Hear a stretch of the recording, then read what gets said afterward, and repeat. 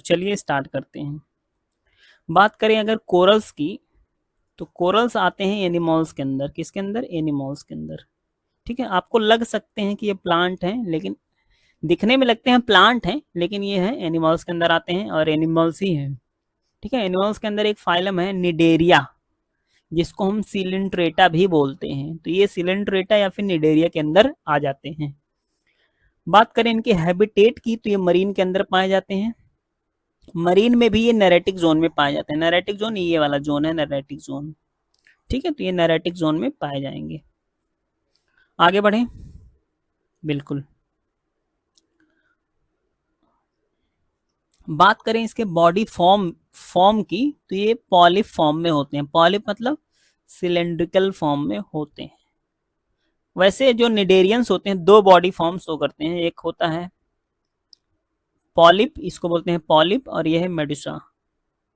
Medusa, ठीक है। तो ये जो कोरल्स हैं वो पॉलिप फॉर्म शो करते हैं, यानी सिलेंड्रिकल फॉर्म शो करते हैं।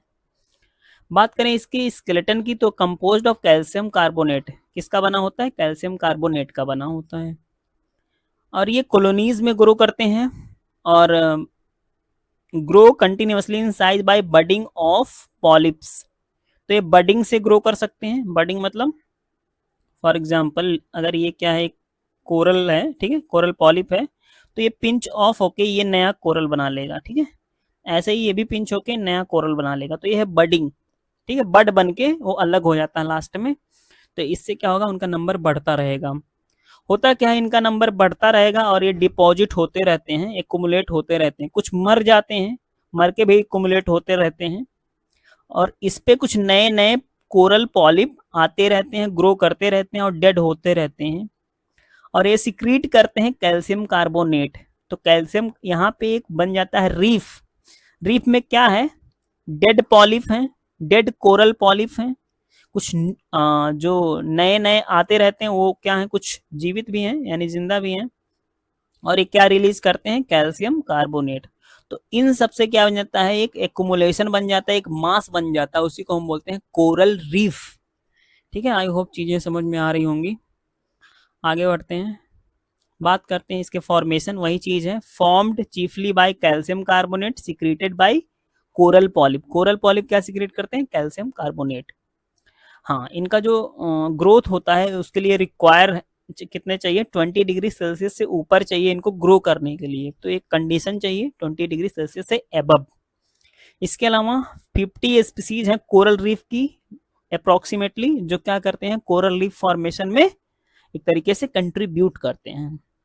यहाँ पे कुछ इमेज लग गया, आप देख सकते हो। एक एक तरह की स्पीसीज है, ये दूसरी, तीसरी, चौथी, कुछ अलग अलग स्पीसीज हैं जो कोरल रीफ बनाने में कंट्रीब्यूट करती हैं। ठीक है, ओके। बात करें कोरल और polyp, sorry, coral and algae के बीच क्या होता है, एक रिलेशनशिप होता है। किस तरीके का रिलेशनशिप होता है, तो ये सिम्बियोटिक रिलेशनशिप शो करते हैं। क्या मतलब है सिम्बियोटिक रिलेशनशिप का, तो होता क्या है, सिम्बियोटिक रिलेशनशिप में ये म्यूचुअलिज्म शो करते हैं। म्यूचुअलिज्म मतलब होता है जब दोनों स्पीसीज क्या हो, फायदे में रहे, यानी दोनों स्पीसीज का पॉजिटिव पॉजिटिव रिलेशनशिप हो। पॉजिटिव पॉजिटिव कहने का मतलब है एक स्पीसीज दूसरे स्पीसीज को बेनिफिट प्रोवाइड कराए, तो इसी को बोलते हैं म्यूचुअलिज्म। तो होता क्या है, यहाँ पे जूजेंथिले जो कि एक एल्गी है, एल्गी क्या करता है, फोटोसिंथेसिस की मदद से फूड बना लेगा, और ये फूड क्या करेगा, प्रोवाइड करा देगा कोरल्स को। ठीक है, बदले में कोरल्स क्या करेंगी, इनको रहने का स्थान प्रोवाइड करा देंगी, यानी इनको जगह दे देंगी, शेल्टर दे देंगी। तो इस तरीके से दोनों एक दूसरे का क्या करते हैं, मदद करते हैं, हेल्प करते हैं। यही चीज यहाँ पे लिखा गया है, corals provide shelter to algae, यानी एल्गी को शेल्टर प्रोवाइड करा देते हैं, प्रोटेक्शन प्रोवाइड करा देते हैं। बदले में जूजेंथिले जो कि एल्गी है वो प्रोड्यूस करती है food and oxygen which is shared with coral. Coral के साथ क्या कर लेती हैं, शेयर कर लेती हैं। ठीक है, ओके, ठीक है। तो इसका फॉर्मेशन होने में लगभग आपको मतलब लगभग इनको लग जाता है 15,000 से 30,000 ईयर। तो मतलब ये लंबे पीरियड में इनका फॉर्मेशन होता है। ऐसा नहीं है 8-10 साल में 20 साल में बन जाते हैं, ऐसा नहीं है। लगभग 15,000 से लेकर 13,000 तक क्या लग जाता है, साल लग जाता है इनको बनने में।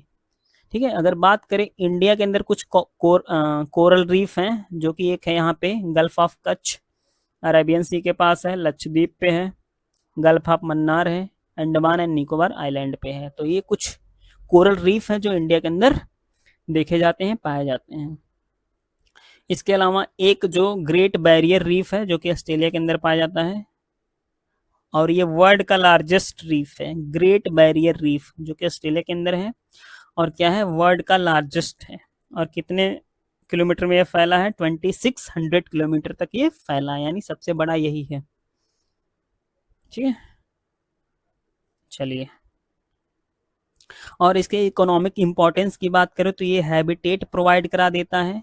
हैबिटेट मतलब रहने का स्थान प्रोवाइड करा देता है, किसके लिए, कुछ प्लांट के लिए। एनिमल्स में स्पंज आ जाएंगे, मोलस्क आ जाएंगे, काइनोडर्मेट आ जाएंगे, फिशेस आ जाएंगी, जिनको ये हैबिटेट प्रोवाइड करा देते हैं।